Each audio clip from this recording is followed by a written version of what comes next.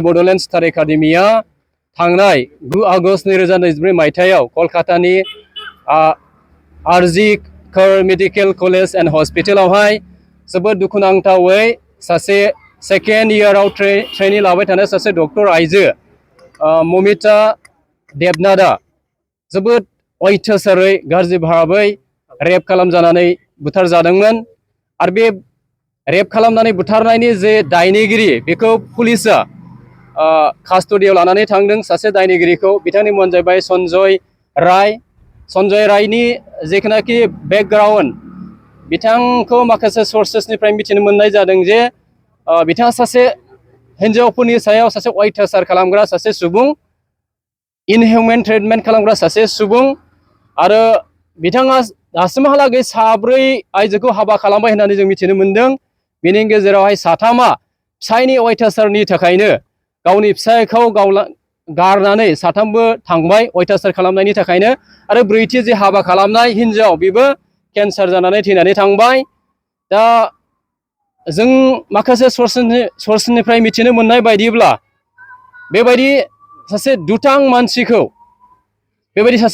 मानसिया जे जोंनि सासे इसोरजों समान सासे डक्टरखौ बुथारबाय बियो जोंनि भारतारि सुबुंफोरनि थाखाय जोबोद अयनाय जादों भारतारि सुबुंनि थाखाय नङा बुहुमनि हिन्जाव माहारिनि सायाव बियो अयनाय खालामनाय जादों अयथासार खालामनाय जादों बिनि थाखाय जों दिनै बड'लेण्ड स्टार एकाडेमिनि गासै बेवहाय फरायसा फोरोंगिरि बेखौ सामलायग्रा बयबो ज' लोगो लानानै जोङो थांनाय 9 आगस्टआव जेनाखि जाथावथारै जे अयथासार जाथाय जालांबाय बिनि एगेन्स्टआव बिनि बेरेखायै हेंथायै जोङो प्रटेस्ट खालामनो थाखाय दिनै केन्डेल माने ममबाति सावनानै दिनै मोनाबिलि समाव जोङो बिनि हेंथा बा प्रटेस्ट खालामनायखौ जों दिन्थिदों आरो जोङो इयुनावबो जों दिन्थिलांगोन सोरबा जुदि जोंनि भारतारि आइजोनि सायाव सोरबा जुदि मानसिया व्यक्तिया जुदि अयथासार खालामोब्ला जों खुनुबो सासे भारतारि जानानै माब्लाबाबो जोङो बे अयथासार खालामग्रा सुबुंफोरनिफ्राय जोङो एरायनानै थानाय नङा बिथांमोननि एगेन्स्टआव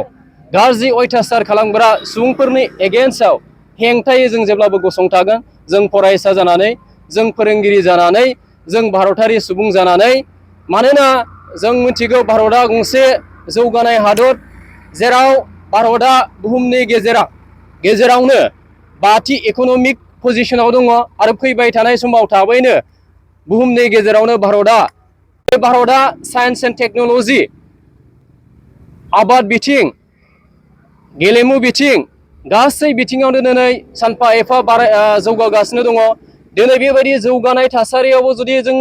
भारतआव सासे डक्टर जाय आइजोआ गावनि हादरनि मानसिखौ हादरनि सुबुंखौ सिबिनो ओंखारबोनाय सेवा खालामनो ओंखारबोनाय सासे मानसिखौ बेबायदि सोरबा सासे सानै दुथाङा जुदि बुथारनो हायोबा आरो बेबो रेप खालामलायबावनाय दा बेबायदि खालामनो हायोब्ला जोंनि ल' एन्ड अर्डारा बहा थांखो जोंनि ल' एन्ड अर्डारखौ जोङो गोख्रों खालामनांगोन जोंनि कनस्टिटिउसनाव जेबायदि लिरनाय दङ आयेनाव जेबायदि होनाय दङ बे आयेनखौ जोंनि बिफानाव थानाय बिबानगिरिफोरा मोजाङैनो मावफुंनो नांगोन नङाब्ला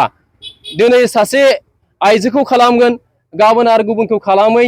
बे बाथ्रा गैया दिनै सोरनिबा बिनानावखौ सोरनिबा बिब'खौ खालामगोन गाबोन आंनि बिब' आंनि फंबाय आंनि सोमोन्दोआव जानाय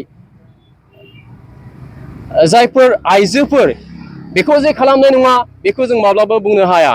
दा बेनिखायनो जों बिनि हेंथायै जेब्लाबो गसंथानो नांगोन आरो बेनि थाखाय जों साफ्रोमबो सुबुं माहारियानो भारतारि सुबुं हारियानो बिनि थाखाय जोङो साफा बिबान लानांगोन सोरनिबा सायावल' जोङो बिबान नायबा जानाय नङा बबेबा आफाद बबेबा सरकार बबेबा पुलिस बिफानावल' बेखौ हगारबा जानाय नङा साफ्रोमबो नोगोरारियानो साफ्रोमबो सुबुङानो बे इनाय मावनायनि सायाव जों गसंथानो नांगोन दा बेखिनिखौनो आङो बुंनानै दिनैनि बे दुखुनि सानाव जे जोंनि फरायसालिया जे केन्डेल लाइटिं खालामनानै दुखु प्रकास खालामनाय हेंथा जे खालामनाय बेनि गेजेरजों जोङो दिन्थिबाय आरो जोङो गोनांथि जायोबा आरो दिन्थिबाय थाबावगोन जेब्लासिम न्याय मोना जेब्लासिम ममिता देबनारा न्याय मोना बुगिगिरिया जेब्लासिम भिक्टाइमा जेब्लासिम न्याय मोना जास्टिस मोना अब्लासिम जोङो बिनि हेंथायै जुजिगोन जुजिलांबाय थागोन आरो थाबाय थागोन थेंक इउ